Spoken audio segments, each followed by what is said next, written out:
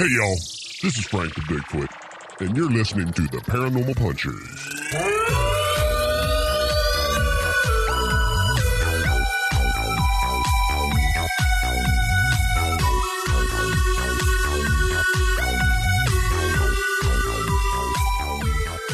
Hey, friends. Welcome to a bonus episode of Paranormal Punchers. I'm Mark. I'm Alicia.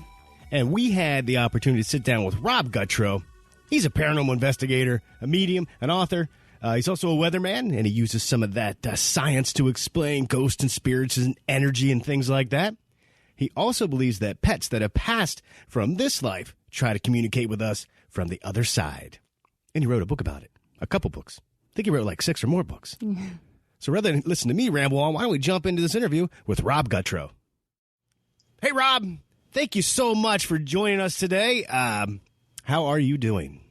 I'm doing great. Thanks for having me. This is really an honor to be on this podcast because I really enjoyed the way you guys talk and your delivery. It's just awesome. Thanks. Appreciate that. Some people would differ on that opinion, but we love it. So you're actually on the East Coast too, as are we. Are you located anywhere near Pennsylvania? I am just south of you. I'm in Maryland. Oh, great. Okay. So I'm sorry, I interrupted you. South of the Mason-Dixon line, for those who don't know. Okay. Oh, well, I mean, you're in a paranormal investigation group. Have you ever come up to Gettysburg? I have. I've actually written about a couple of adventures I had there. And to be honest with you, I really can't I really don't like going to Gettysburg because being a medium, I can hear, feel the emotions, sometimes mostly see them in my mind. And it's like being in a stadium where 10,000 dead people are trying to get your attention. Oh, wow. Gosh. Yeah, that's a completely different. We go there to hang out, have some beers, and meet up with friends. So, yeah, we have a completely different experience. Right. I'd take that. Wow. Now, Rob, you're a medium. You've written 6 books. You're in a paranormal investigation group. Why don't you just tell everybody quickly about yourself, and then I'd like to jump into some of your books. Sure. That sounds great. Okay. Well, I'm a medium. I've had this ability since I was 13 years old.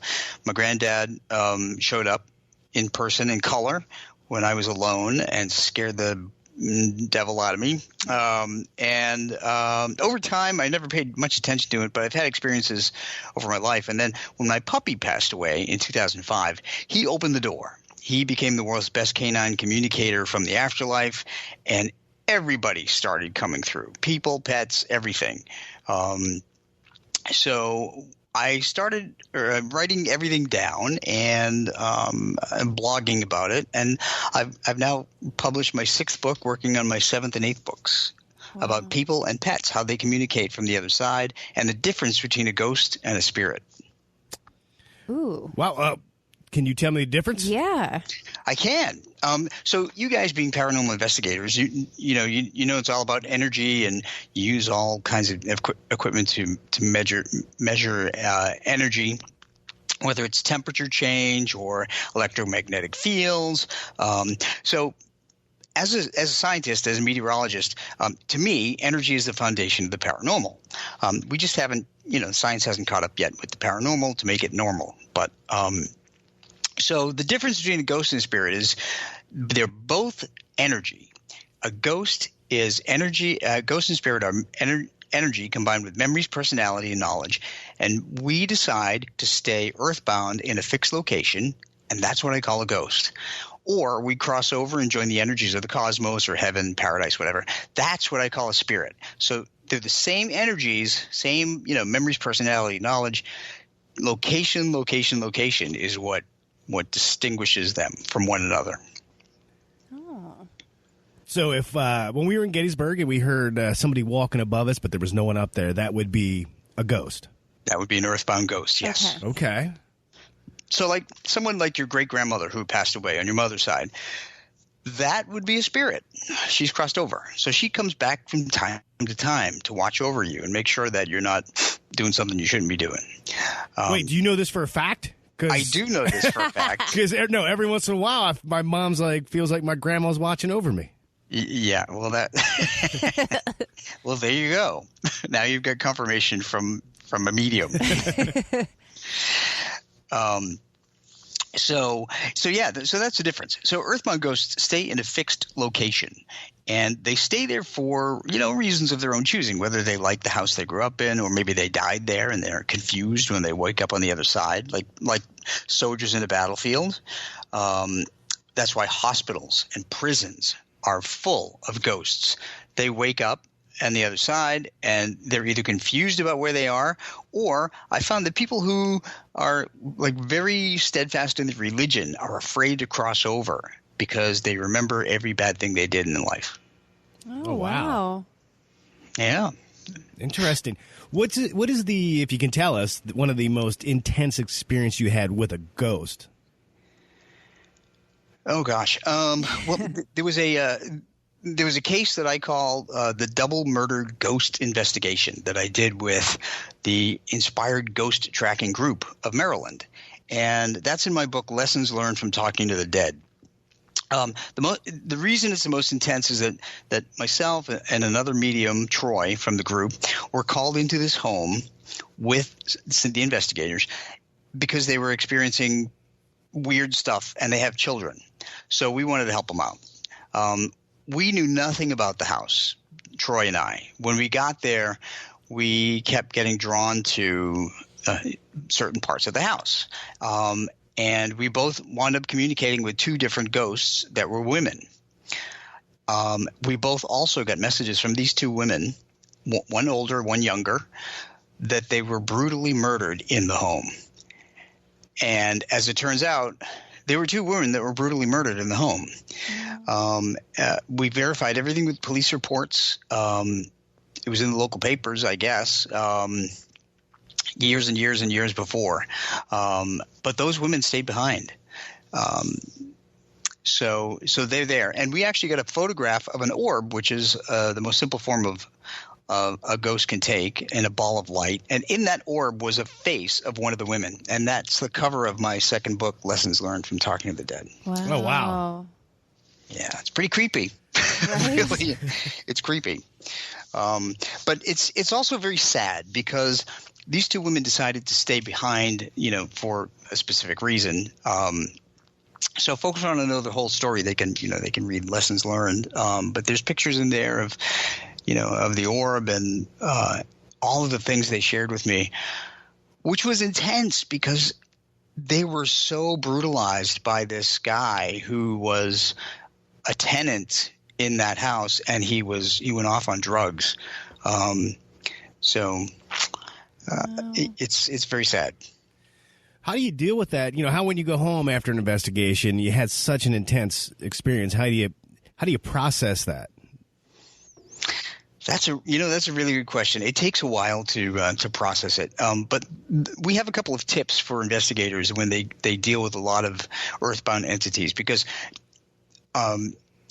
earthbound entities absorb negative emotional energy and emit it to the living. So we have to cleanse ourselves by picturing ourselves surrounded by white light, positive energy. We take showers, right after we go home, because water energy helps cleanse that negative energy away. And chocolate actually helps raise the endorphins and promotes a good feeling. So we always have chocolate after an investigation. Have you tried that? No. Yeah, it's true. We usually have a beer whenever we're done. Well, you're in the Hershey's chocolate state. We are, yeah. It's like 20 minutes up the road. Oh, I think you need to go buy a bundle of it. Well, in fact, where we're located in Lancaster County, M&M Mars is probably 2 miles up the road. Yeah. And also in Lancaster County, a lot of farms. So some mornings you can get that hint of chocolate, and also the farm fields being fertilized. Yeah, fertilized. So some days it's not a good mix. No. It can be, okay. Interesting. And sometimes. That's Lancaster County for you. Yeah. I guess that would be kind of a crapshoot. Yeah, exactly. Okay. Now you said you discovered this ability when you were 13? I did. It was just kind of a shocking discovery because my grandfather had passed away in January, and in July, 6 months after he died, he showed up in full color, like 2 rooms away from me, and I did not expect that. Of course, I ran outside. I was the only one home. I ran out I grabbed the dog and I ran outside, and I told my parents everything because we had a great relationship. So my mother wasn't surprised, and then she confessed that she had the ability too, but she was afraid to use it. Oh, wow. So yeah, because I was curious if at that age, and you try to reach out and tell somebody, "Hey, this experience is happening to me." What kind of skepticism do you get, or if people like make fun of you? Oh gosh. But it sounds like you were fortunate because your mom was able to be there for you. yeah, I mean, my dad didn't have the ability, but and I have 2 brothers, by the way, and neither one of them have the ability, but I have convinced them that my gift is real because I was able to prove to them that my dad was at his own wake and his own funeral. Oh, wow. With the simple thing, or the simple thing of a handkerchief, and I wrote about that in my Ghosts and Spirits book. He was able to help me convince my mother too, at a time where she was just falling apart during his funeral. Wow. Sorry. Yeah, there's all kinds of stories I've got for you. Wow. We haven't even talked about animals yet, but Right. Now, I know that you grew up in a haunted home, correct? actually, I didn't grow up in a haunted house, but I did live in a haunted house when I went to college. That's what I'm sorry. That's what I wrote down, but that's not what I said. Yeah, and what's wacky about that is that it was in the late middle 90s, 1990s, and it was in Bowling Green, Kentucky. I went to Western Kentucky University, and I rented a room from a guy that had a 2-bedroom house. He was in the other room. He was a student, and he never told me why his roommate moved out immediately before. So, and I wasn't thinking about my ability to sense ghosts because it only came up every now and then. Right. But long story short, when I every Tuesday morning at 2:30 in the morning, I would hear pounding on the back door, and he had motion sensor lights out there, and they always stayed off. They never went on. So it means that a physical person was not pounding on the door. Wow. And I couldn't figure it out for because I'm trying to think logically first. I couldn't figure it out. I would get up every night, every Tuesday night, 2:30 after that pounding. It would wake me up, and I'd go in the kitchen where the back door is, turn on the kitchen light, and the pounding would stop. But there would be nobody there. And I'm like, okay, that's weird. So finally I realized what was going on. And I thought the ghost was outside until one day I was inside studying by myself in the dining room, and I walked in the kitchen and all the cabinets were open. Yikes. Yeah, then I knew this ghost, who was apparently a Confederate soldier, was living inside the house. Wow. Yeah. Did it ever stop? It did, because I told him to cut it out. Oh, nice. Yeah. So that's good advice for people who have, somebody living in their house that's dead and you can't see them. Tell them to stop, because they were people or pets, and they can understand what you're saying. Usually they just want your attention because they want help crossing over. Right. That's what I've found. Yeah. Speaking of pets, I know Alicia's very interested. She had lost her cat a few years back, and you had a time where you, at least for the few first weeks, you could hear him meowing. Yeah. So you thought maybe BB was still hanging around. That's what I was thinking. I don't know if it was just a neighbor cat that was like outside our window or something, but it would kind of unnerve me because I was like, where is this coming from? Well, after getting messages from cats and dogs for about 15 years now, I will tell you that it is actually really common. And yeah, and I've talked to a lot of cat parents, and they have told me that often they would hear a meow, and there'd be nobody else in the house. Usually within a couple of weeks after their cat passes. And they would try to dismiss it, saying it sounded like a meow, but maybe it was like the washer machine or Right. You go through that denial thing. And the other thing that BB may be doing that you may have experienced is that the cats often like to jump up on the bed, and you can feel like a slight pressure against your legs when you're sleeping. Have you ever experienced that? I don't think so, but that would definitely freak me out too. Even more freaky would be like little paw prints in the sheets. Yikes! Yeah. And I get emails from people around the world, and they've told me that too. So yeah, that would kind of freak me out too. But Right. Yeah, well, BB liked to poop on the floor too, so I hope she's not doing that. Yeah. well, I'll tell you what, she's probably trying. I wouldn't put it past her. But it's see-through because it's only energy. So we never know we're stepping in it. Yeah. Oh, yikes. Although, one of the things that's interesting is that spirit animals will actually, because they do the same thing they do in life, is that they will move a favorite toy, or they will bring something in from the outside or drop it on your porch as a message to you to let you know that they're still very much around. So I'm not saying that, BB's going to bring poop on your porch, but again, I wouldn't put it past her. It all depends on the personality, because as I mentioned earlier, we maintain our memories and our personality and the knowledge that we had from this life as we become a spirit or an earthbound ghost. So I like to say, in terms of people, if you were a good person in this life, you're going to be a good person in the afterlife. But if you were a jerk in this life, you are going to be a jerk in death. I mean, have you guys investigated prisons? I'm sure you have, because there's a lot up there. Oh, I know the Eastern State Pen is an hour and 45 minutes from us. We still haven't been there. I know. Okay, well, we want to. Even if you're not sensitive, I think that's a really hard place to go. Okay, I can only imagine, just based on photos I've seen. So think of the personalities in there. A lot of the inmates in there were apparently very, very scary when they were alive. So keep that in mind, and then think about them as invisible people when you walk in there.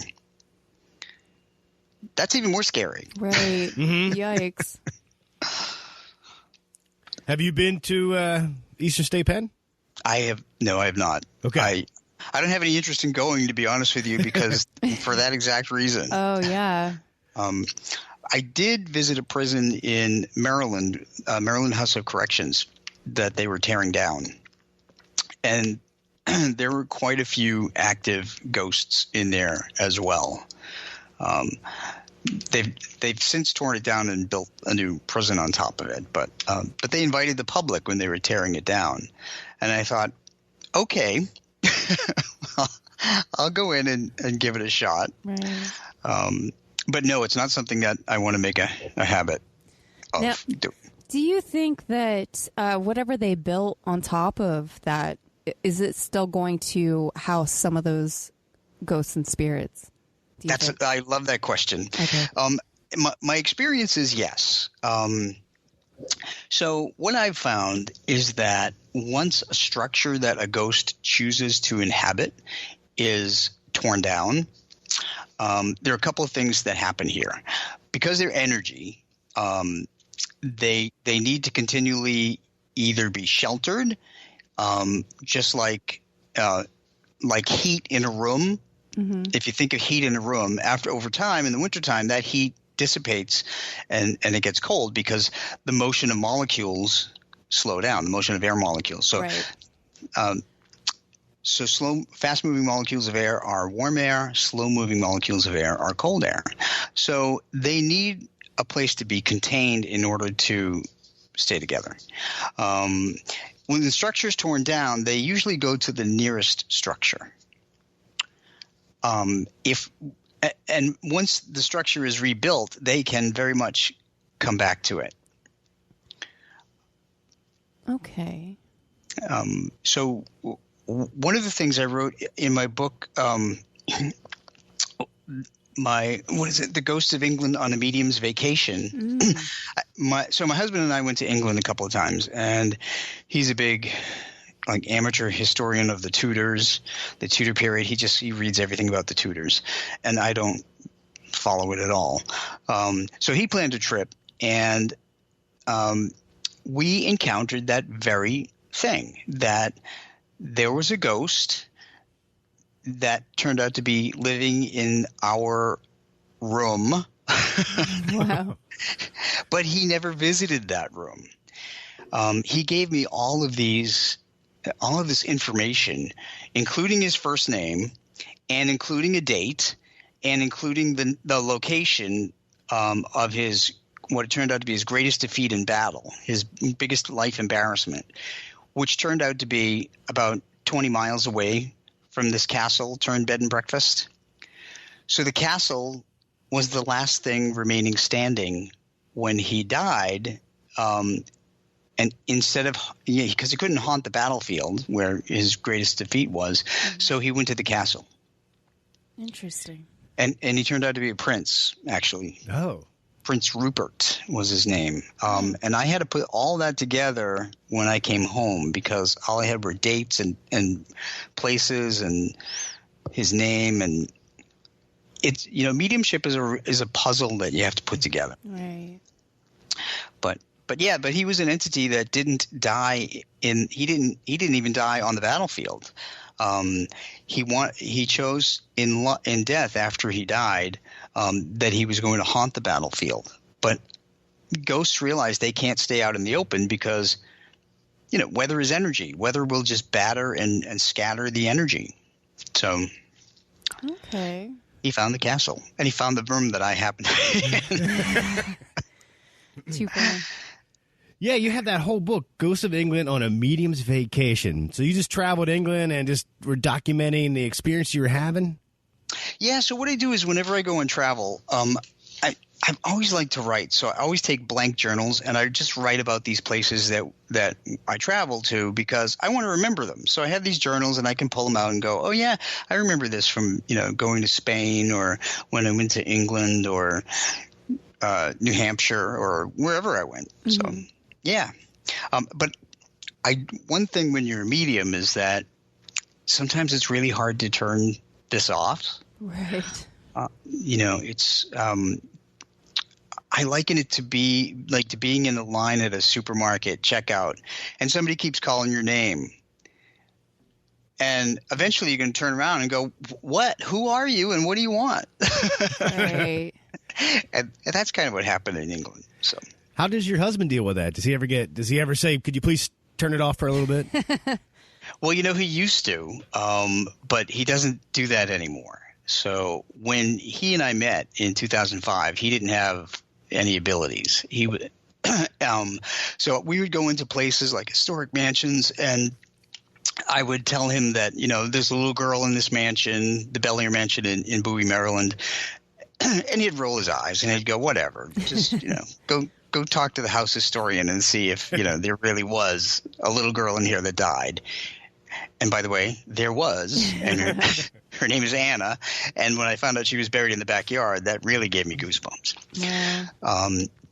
But when we went to England, because he's always been drawn to England, and that's another thing I want to touch on, we were in Westminster Abbey, and suddenly he was able to sense dead people. Really? His abilities just exploded. And when they did, every time he was around a ghost, he would smell a rotting corpse. Oh. He can have that. Yeah. Right. Yeah. I just get a headache in the back of my head. That's how I know they're there. But Now, what does he feel was the reason that his abilities manifested at that time or in that place? Was it just so intense with energy? We're pretty sure it's that he lived in England in a past life. Oh, okay. Oh. Yeah. So I sent him to a past life regressionist, and sure enough, that's what came out. That he lived in England, and he was able to describe what he did and, where he was and all that stuff. And then he also described another life before that, and he described a hut, kind of a white hut with a thatched roof, and we didn't think anything of it because we didn't know what, we had no idea where in the world that could be. Well, we took a trip to Ireland. We were out on the Dingle Peninsula, which is in the western part of Ireland. And there was a new museum that was just built. In the museum, they reconstructed homes from like the 9th century or something. I don't remember exactly when, but it was the exact home that he had described when he was under. Wow. And he freaked out. Right. Yeah, I can imagine. Now, does he only send spirits or ghosts when you guys are over in England, or does he now feel them here? Now he feels them here. So Okay. we're both on the same inspired ghost tracking team, and we confirm stuff for each other. Wow. Yeah, but there's a funny part to all of this, though, and the funny part is that. Well, not so funny for me, but he channels my mother, who passed in 2013. Oh, wow. So he'll wind up saying things that she used to say that he had no idea she would say. Oh, interesting. Oh. Yeah.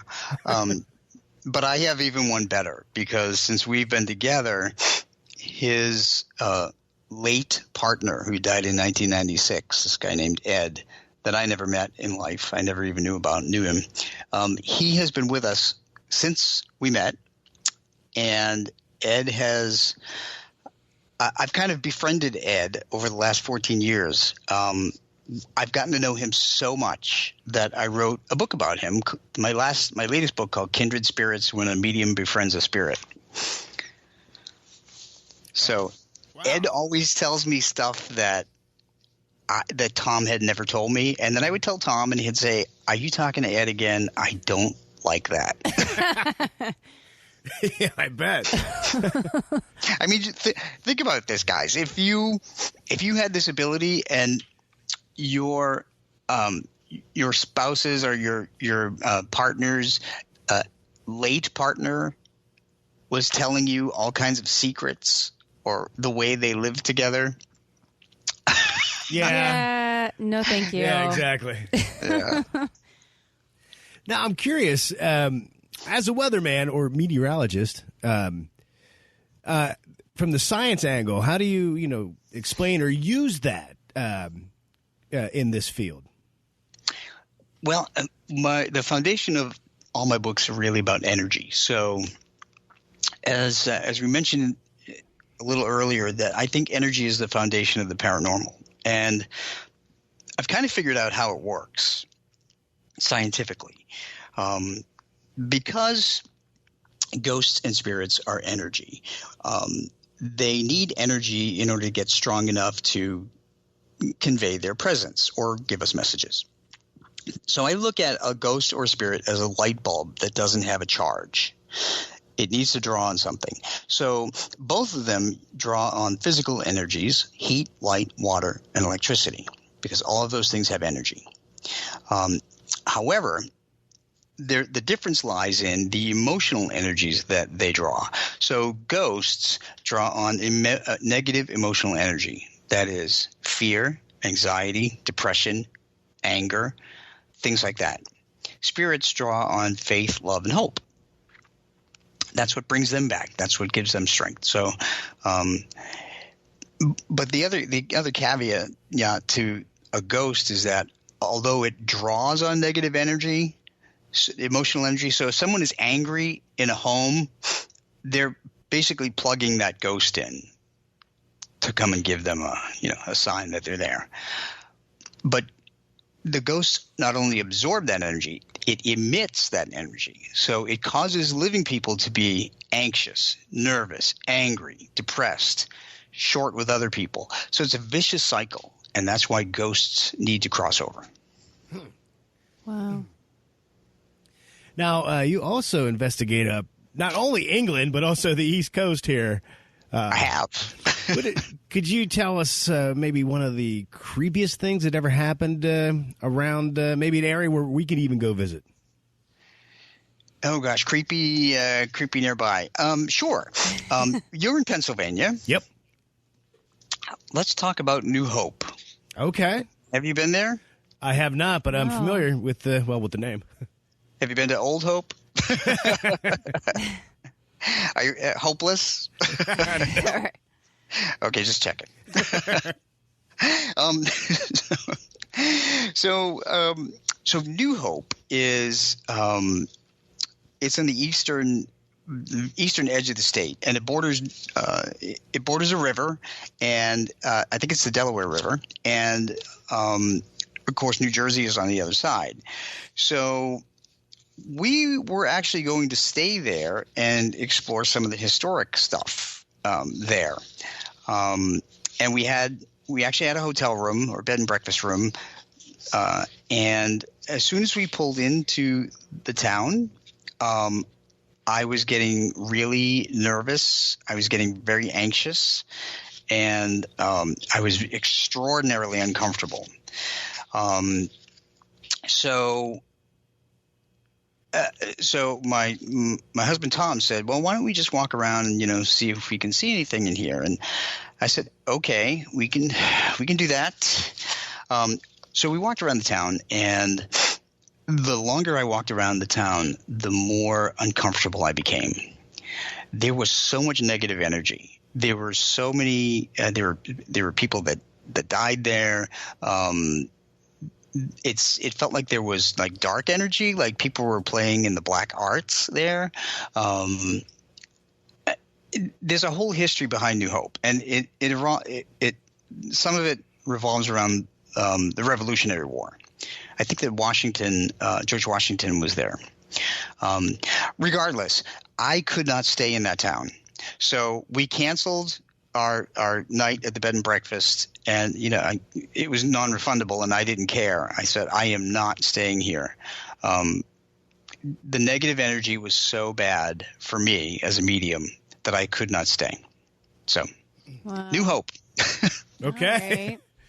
Wow, interesting.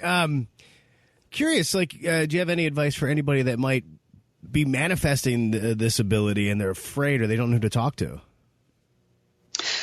Sure. My first suggestion would be to try and look for a paranormal group in your area, and then join the group or sit with them, because there's always going to be somebody who's sensitive in the group. The other thing is you really have to trust your feelings. I always say to everybody, if you've seen Star Wars, trust your feelings, Luke, because it's true. And if you're thinking of something if something comes in your mind that you normally wouldn't think of, then somebody else is likely sending you a message from spirit. Unless you're in a haunted place, then it's maybe a ghost. Like when I'm in the shower, I get a lot of messages.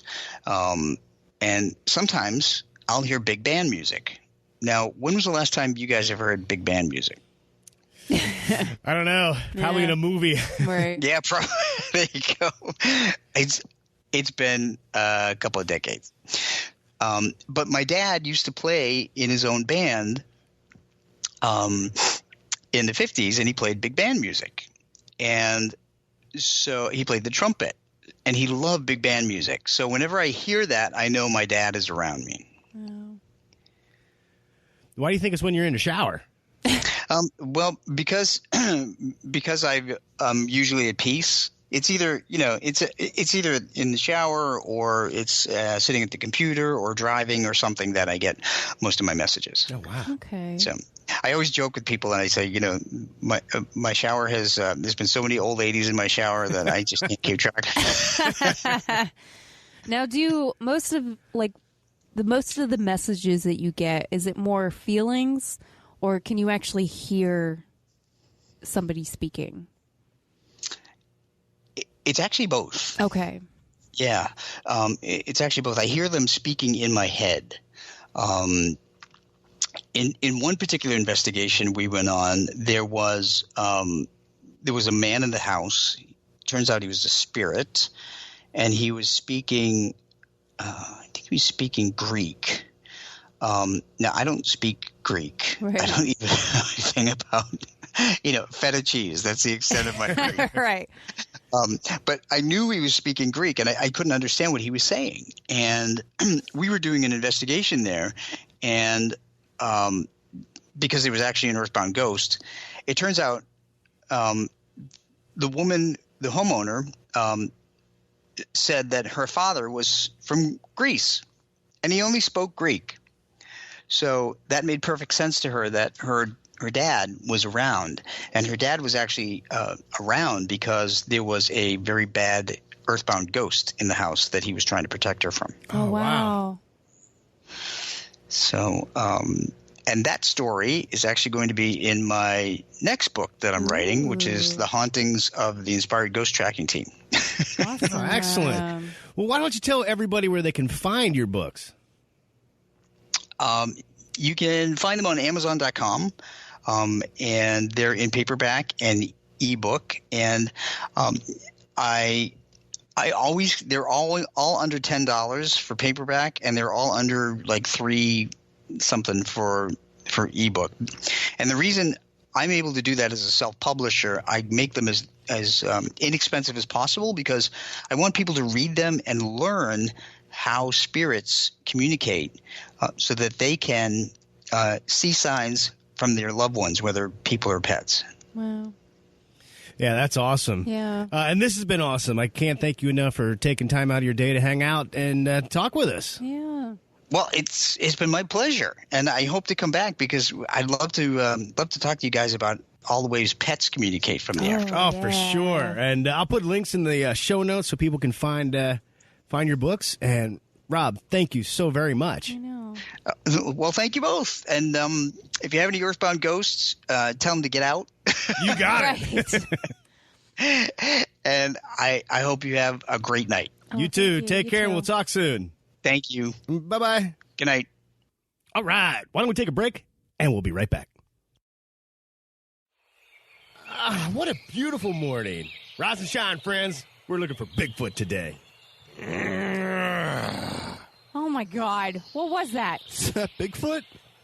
No, that's just Nash. He's a real bear in the morning before he gets his coffee. Here, Nash. I made a fresh pot of Moses family coffee.